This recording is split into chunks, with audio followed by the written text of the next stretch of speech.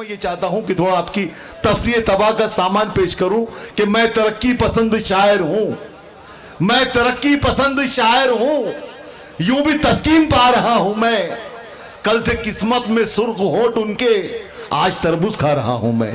आइए दोस्तों, सुर्ख होठों के बाद अब तरबूज खाते हैं और मेरी फहरिस्त में हिंदी जबान का वो कामयाब शायर जो पूरे हिंदुस्तान में कपिल जैन के नाम से मशहूर है, आपका चहीता, हम सब का चहीता, आपका लोकप्रिय, मेरा लोकप्रिय शायर, जोरदार तालियों से स्वागत कीजिए मेरे परम मित्र आदरणीय कपिल जैन साहब। सभी को प्रणाम करना चाहता हूं। मंच पर उपस्थित सभी आदरणीय कवि श्रेष्ठ महोदय, आप खींच लो बराबर। आपका इसलिए भी धन्यवाद कि जहां इस देश का प्रधानमंत्री खुद की खींचने में ही व्यस्त है, आप कम से कम औरों की तो खींच रहे हो। हाँ, नहीं, बढ़िया। 2 वर्ष के अंतराल के बाद बडनेरा में फिर से प्रस्तुत हुआ हूं और बडनेरा वालों का जो प्रेम है हमेशा मिलता रहता है। कहीं ना कहीं कृपा है मुझ पर साजिद भाई की। 2 वर्ष पहले के मुशायरे में मैंने कहा था कि यसे आर में से बिंदिया हटा दो, तो बिंदिया हट गई है और वाकई में मुशायरे का सार आपके सामने मौजूद है। साजिद भाई के सम्मान में एक बार जोरदार तालियां आप बजा दो। अरे वाह वाह वाह वाह। जोरदार का मतलब ये होता है, ये पहली बार पता चला। जोरदार तालियां बजा के बताओ दोस्तों, जोरदार क्या होती है। जोरदार तालियों से हमारे और कपिल भाई का ये बड़ापन है कि उन्होंने तालियां अपने लिए नहीं बल्कि हमारे सदर मुशायरा के लिए मांगी है। जोरदार तालियों से दोस्तों आपकी इस बस्ती की रौनक बढ़ाइए। नहीं, तालियां हम कवियों के लिए, शायरों के लिए ऑक्सीजन का काम करती है। वो तो मेरे कवि मित्र की शादी हो गई, सुहागरात का मामला था, उसने 3-4 गीत सुनाए, पत्नी शर्माई, मेरा दोस्त बोले शर्मा मत, ताली बजा। अरे वाह वाह, अरे वाह वाह वाह, बहुत अच्छे कपिल, बहुत अच्छे। अब वो जब वहां मांग सकता है तो हम यहाँ नहीं मांग सकते क्या? अपना पूरा अधिकार है। मगर जरूरत नहीं साहब, मैं तो हमेशा टिप्पणी भी करता हूँ माजिद साहब की, तालियां हमारे लिए वही है जो मोदी जी के लिए अमित शाह है, तो इसलिए बीच बीच में बजती रहे तो अच्छा है। मगर कहीं ना कहीं हिंदी गज़ल के पुरोधा शायर दुष्यंत कुमार त्यागी, इन्होंने कहा था, जिनके 2 मिसरे हमेशा अशोक भैया कोट किए जाते हैं कि कौन कहता है आसमां में सुराख नहीं हो सकता, एक पत्थर तो सलीके से उठा, कौन कहता है आसमां में सुराख नहीं हो सकता, एक पत्थर तो तबीयत से उछालो यारो। ये उन्होंने कहा था साहब। मगर मैं अल्पसंतोषी आदमी, अल्पसंख्याक आदमी, तो मैंने दुष्यंत कुमार त्यागी की पंक्तियों को अलग करके कुछ ये कहा कि फल भी गिरे तो काफी है पेड़ों की शाख से।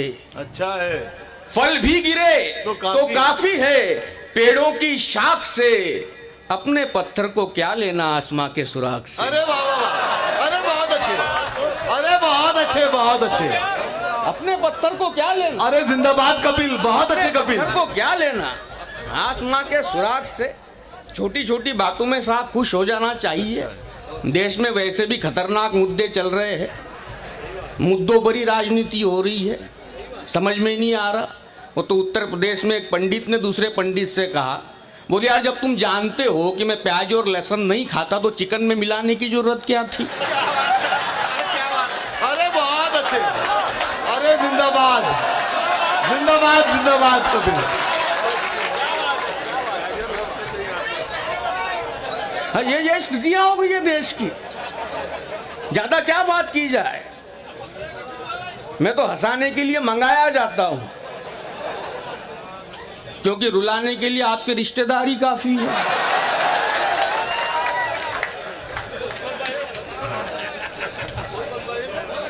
मगर दुख की बात साहब ये है कि पहले इस देश में हंसी आती थी, अब इस देश पे हंसी आती है।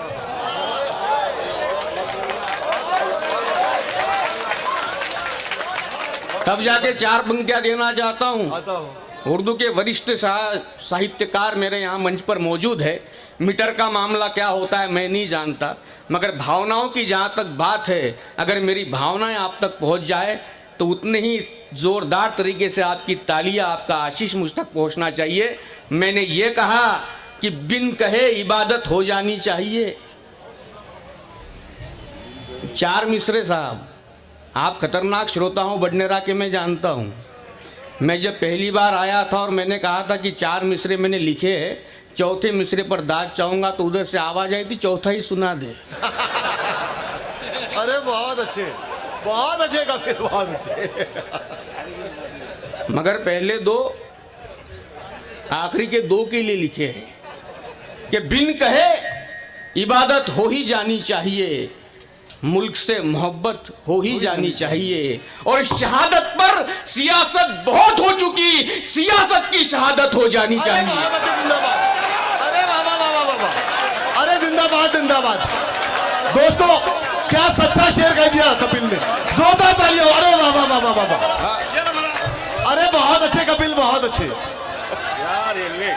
अरे वाह वाह वाह, जिंदाबाद जिंदाबाद कपिल। आपके हिम्मत को सलाम करता हूं कपिल, वाह वाह वाह वाह। बिन कहे इबादत हो ही जानी चाहिए, मुल्क से मोहब्बत हो जानी चाहिए, शहादत पर सियासत बहुत हो चुकी, सियासत की शहादत हो जानी अरे चाहिए। बहुत अच्छे बहुत अच्छे बहुत अच्छे। पुरुषोत्तम भैया ने पेन दिया।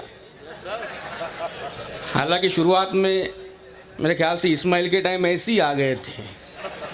मैंने पूछा भी पेन क्यों नहीं दिया, तो बोले जब से पेन का अर्थ जाना है, विशेष तौर से अंग्रेजी में, तब से देना बंद कर दिया। अच्छा है। हाँ, मैं साजिद इस शब्द का अर्थ भी डिक्शनरी में ढूंढ रहा था। सौभाग्यशाली, खुशमिजाज, ऐसे उसके मायने मेरे सामने आए।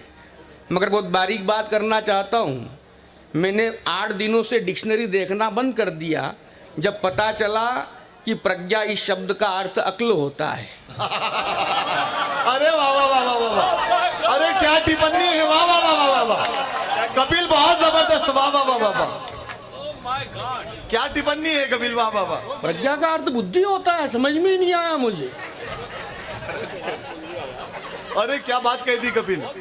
रफाल और हथियारों की सारी डीले रद्द कर दीजिए, मोदी जी निवेदन है आपसे। रफाल और हथियारों की सारी डीले रद्द कर दीजिए, मोदी जी निवेदन है आपसे, जब आपकी टीम में मौजूद है मारने वाले शराफ से। अरे वाह, अरे क्या बात है, वाह वाह वाह वाह वाह, अरे बहुत अच्छे।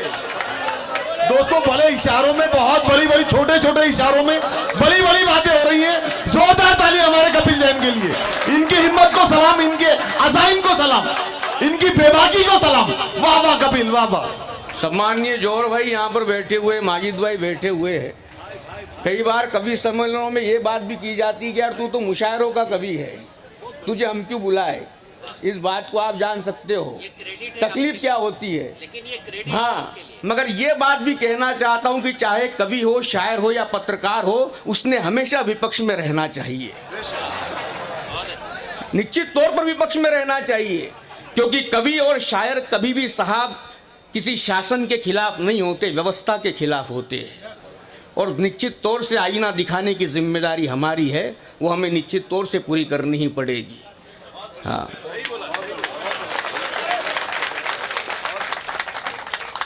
किसी ने पूछा, बोले मोदी जी और अटल जी में क्या अंतर है। मैंने कहा वही अंतर है जो जुमले में और कविता में होता है। कौन सी खबरों को मीडिया स्थान दे रहा है।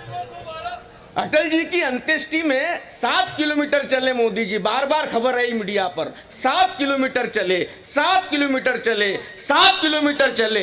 हमने कहा अटल जी की कही हुई बात पर अगर 2 कदम भी चल लेते, अरे वाह वाह वाह वाह वाह, बहुत अच्छे, तो यहां तक चलने की नौबत नहीं आती थी। मगर साहब बड़ा दुख होता है, बारीक बात साहब, बात बात तो चलती रहेगी। बिल्कुल मौलिक टिप्पणी देना चाहता हूं कि स्थितियां इतनी खराब हो गई है कि मन की बात करने वाले के बारे में बात करने का ही मन नहीं होता।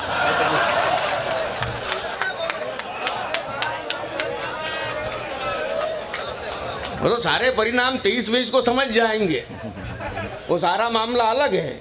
मगर जो सच है उसको उजागर करना हमारी जिम्मेदारी है, और बडनेरा के सुधी श्रोताओं के सामने ये जिम्मेदारी पूरी करते वक्त निश्चित तौर से हम अपने आप को गौरवशाली समझते हैं। जोरदार ताली आप बजाइए। अरे बाबा,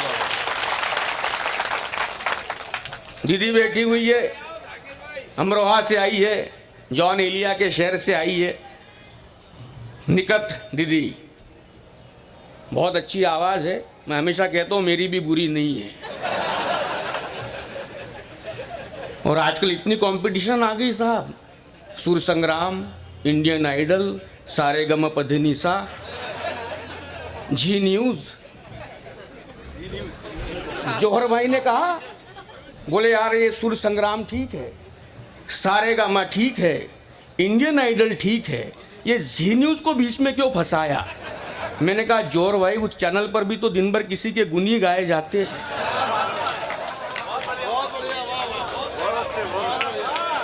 हाँ?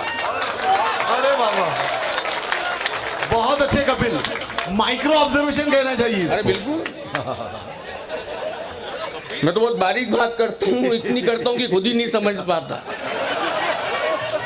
तो आपकी और इनकी जिम्मेदारी ज्यादा बनती है, ये बात भी मैं हमेशा कहता हूँ। हाँ, इधर देख रहे हो तो होते रहेगा शूटिंग वूटिंग, उधर की ले रहा क्या? हाँ, हम भी ढंग की है।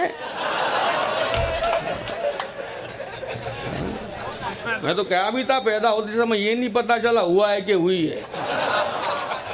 तू यहाँ भी कर सकता है, मोबाइल का रुख तेरे, तो बढ़िया है, सारे मामले चलते रहेंगे। मगर कहीं ना कहीं जब हम पूरी टीम को देखते हैं और बडनेरा में आने के बाद जब बात करने की इच्छा होती है, तो यकीनन ऐसी बात करनी चाहिए जिसके उसमें मायने निकलते हैं। मैं हमेशा टिप्पणी करना चाहता हूँ कि हमारे देश में संचार माध्यम तो बहुत बढ़ गए हैं, मगर दुख केवल इस बात का है कि संस्कार माध्यम कम कम होते जा रहे हैं। वाह वाह, इस देश की बिल्कुल नौजवान पीढ़ी, बच्चे भी मेरे सामने मौजूद हैं। मुझे याद आता है, एक महाराज जी एक गांव में आ गए। अब कैसे कैसे महाराज आ गए, अभी 10 साल की उम्र कैद हो गई एक को। वो 3 दिन पहले बाप से बेटा सवाई is equal to Narayan Sai. हाँ, और तो उनका एक बड़ा परम भक्त मेरे पास आया, बोले ड्राइंग हॉल में आसाराम बापू की तस्वीर लगा के रखी है, जेल में चले गए, अब क्या करूं? मैंने कहा बेडरूम में लगा दे।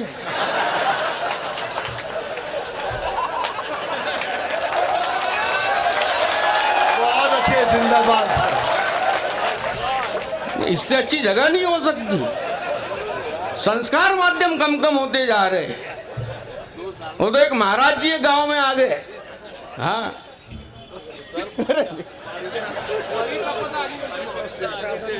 अरे नहीं दादा, सारी परिपक्वता अपनी लाई है। वो तो महाराज जी आ गए। हाँ, एक गांव में, और एक बच्चे से पूछ लिया, बेटा मंदिर जाने का रास्ता किधर है? बच्चा बोले बाएं जाके दाएं घूम जाओ, मंदिर आ जाएगा। बाबा जी बोले बेटा बहुत बहुत धन्यवाद, शाम को वहां पे आना। बच्चा बोले क्या होगा? बोले मैं प्रवचन देने वाला हूँ। बोले उसमें क्या होगा? बोले मैं स्वर्ग में जाने का रास्ता बताने वाला हूँ। बच्चा बोले आपको मंदिर का तो पता नहीं है। अरे बहुत अच्छे, जिंदाबाद जिंदाबाद कपिल, बहुत अच्छे कपिल, बहुत अच्छे। अरे दोस्तों, आप ऐसा मत समझिए कि सिर्फ मुशायरे में पढ़ रहे हैं। मैंने मुंबई में यही चीज़ें इनको कवि सम्मेलन में सभी हिंदू भाइयों के सामने भी पढ़ते देखी है। इसलिए जोरदार तालियां। जो कहता है ये सच कहता है यार, और सच कहने की हिम्मत हर किसी में नहीं। God bless you. धन्यवाद अरवानी जी, धन्यवाद। बहुत बहुत आभारी हूँ आपका। थोड़ा कम पढ़ूंगा क्योंकि आज जौहर भैया भी ज़्यादा पढ़ेंगे, क्योंकि पहली बार शबीना दीदी नहीं है।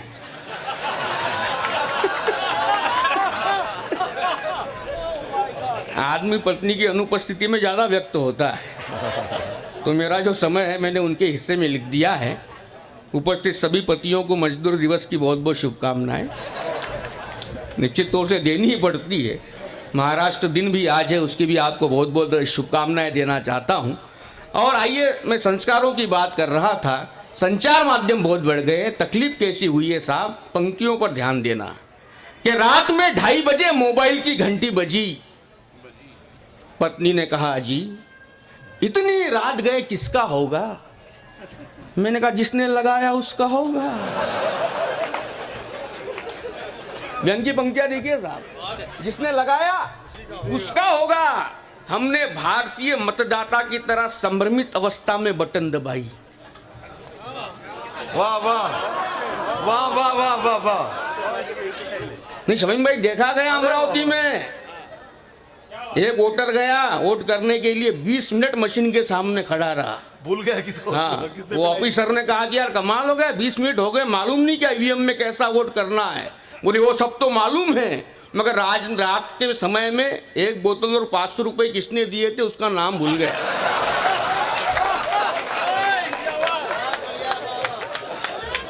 अरे वाह वाह।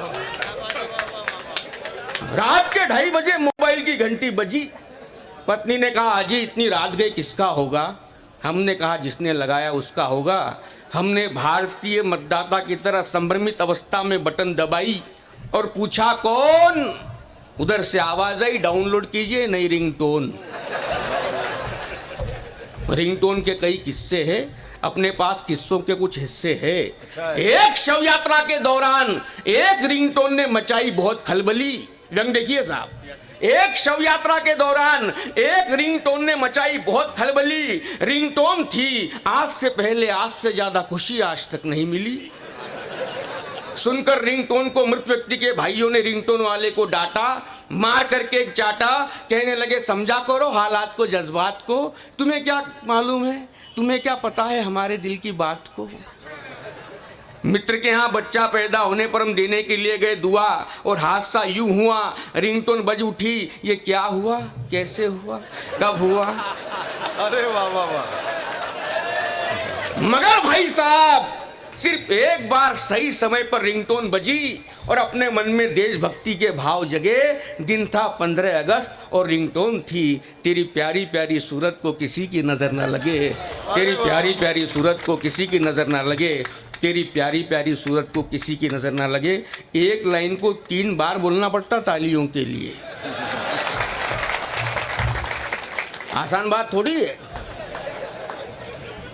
मगर मैं तो मारवाड़ी आदमी हूँ, जहाँ से जितना आउटपुट निकलता है मेरा इन्वेस्टमेंट वहाँ पे उतना ही होता है। मैं एक शब्द भी ज़्यादा का नहीं बोलता, मैं आज भी उतना ही बोलूँगा जितने में तय हुआ है। हाँ, मैं तो आ रहा था मेरे शहर से, दिग्रस से, नेर परसोपंत होते हुए। अब नेर में प्यास लग गई, नीचे उतरा, फिर से गाड़ी में चढ़ा तो देखा मेरी सीट पे दूसरा व्यक्ति। अब अपने को गुस्सा तो बहुत आया, मगर मारवाड़ी फोकट में गाली भी नहीं दे सकता। अपन ने उससे पूछ लिया, तुम्हारा नाम? बोले रमेश। मैंने कहा, पिताजी का नाम? बोले तुकाराम। मैंने कहा, रमेश, ये तुकाराम की सीट नहीं है।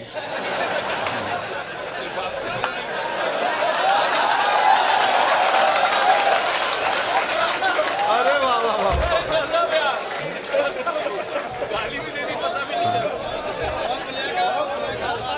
मैं तो ऐसा भी कह सकता था, तेरे बात की नहीं है, मगर मारवाड़ी फोकट में क्यों दे ही नहीं सकता।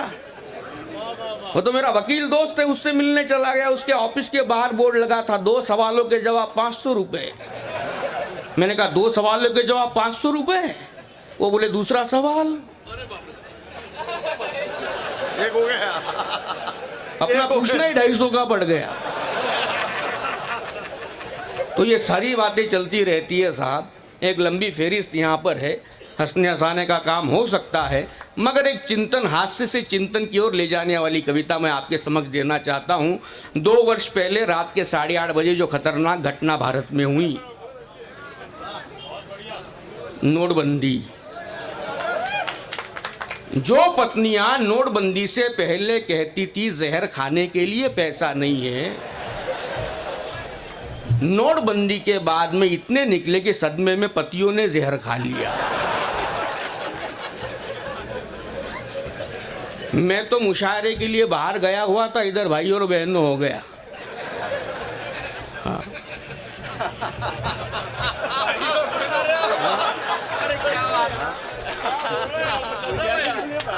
कविता देखिए वानखेड़े जी, पुरुषोत्तम भैया कविता देखिए कि नोटबंदी के कारण रिश्तों में पारदर्शिता आई, पत्नी ने निकाली सफेद पर्स से काली कमाई।